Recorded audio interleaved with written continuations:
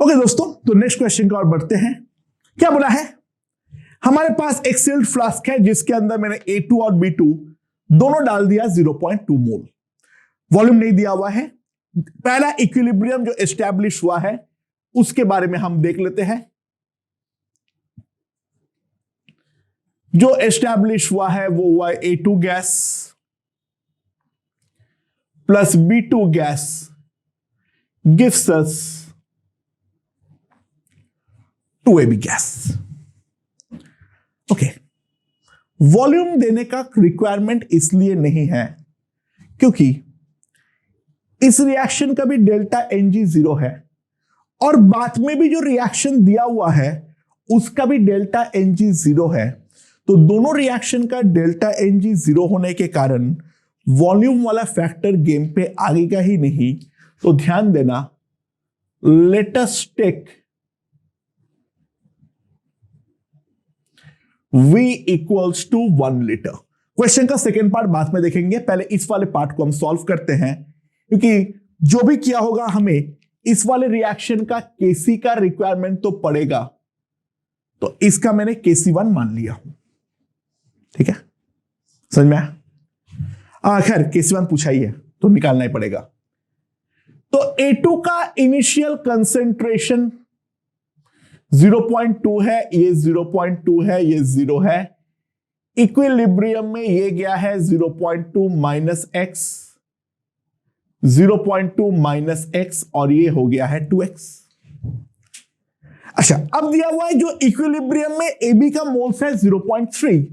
तो इक्विलिब्रियम में AB का मोल्स अगर 0.3 है तो ऑब्वियस सी बात है 2x का वैल्यू आ गया है 0.3। तो x जो है दैट इज 0.15। ठीक है, सो इसका इक्विलिब्रियम में कंसेंट्रेशन हो जाएगा 0.05, इसका भी हो जाएगा 0.05 और इसका हो जाएगा 0.3। तो मेरे पास Kc1 का जो वैल्यू आएगी, Kc1 इक्वल्स टू 0.3 का होल स्क्वायर बाय 0.05 इंटू 0.05। ये हमारा Kc1 का वैल्यू होगा। And if we see this is equals to 36।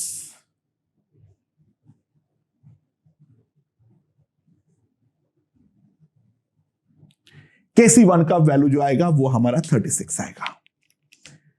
लेकिन दोस्तों एक समस्या है, मैंने अचानक से उस कंटेनर में कुछ C2 भी डाल दिया हूं और C2 डालने के कारण एक नया रिएक्शन भी साथ में चालू हो गया है और वो रिएक्शन है A2 gas plus C2 gas,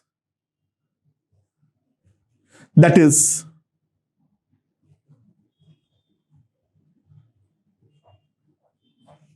2AC gas, right?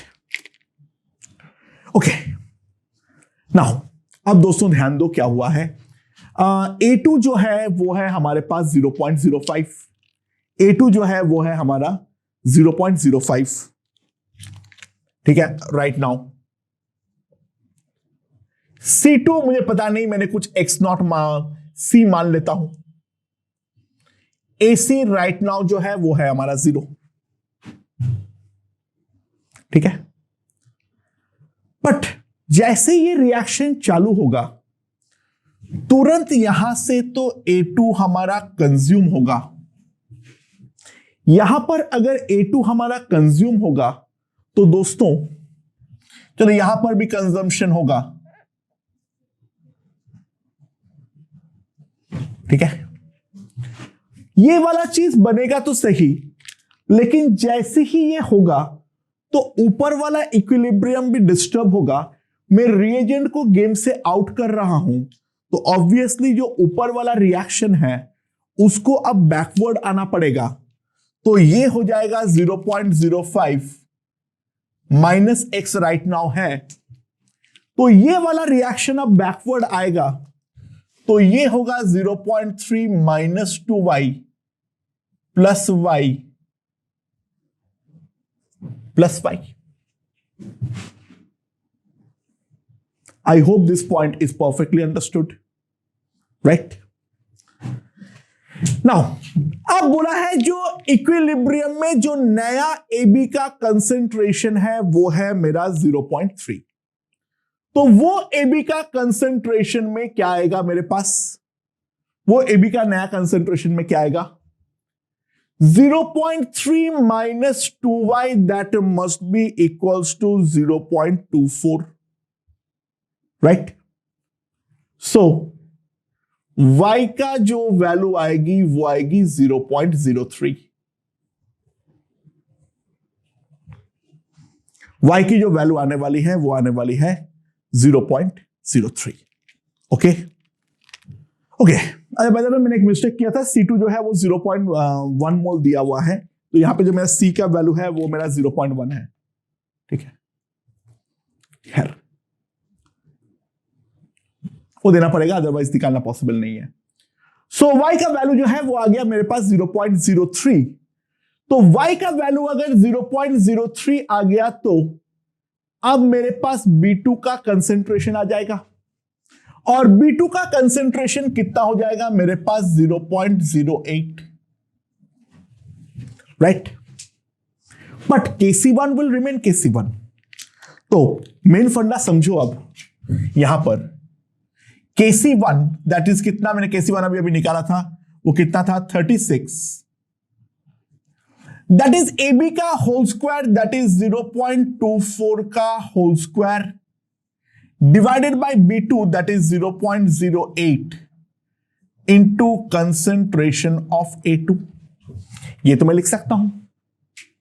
तो दोस्तों कंसेंट्रेशन ऑफ A2 अब मेरे पास जो आएगा दैट विल बी, यहां पर तो मेरे पास 3 हो जाएगा.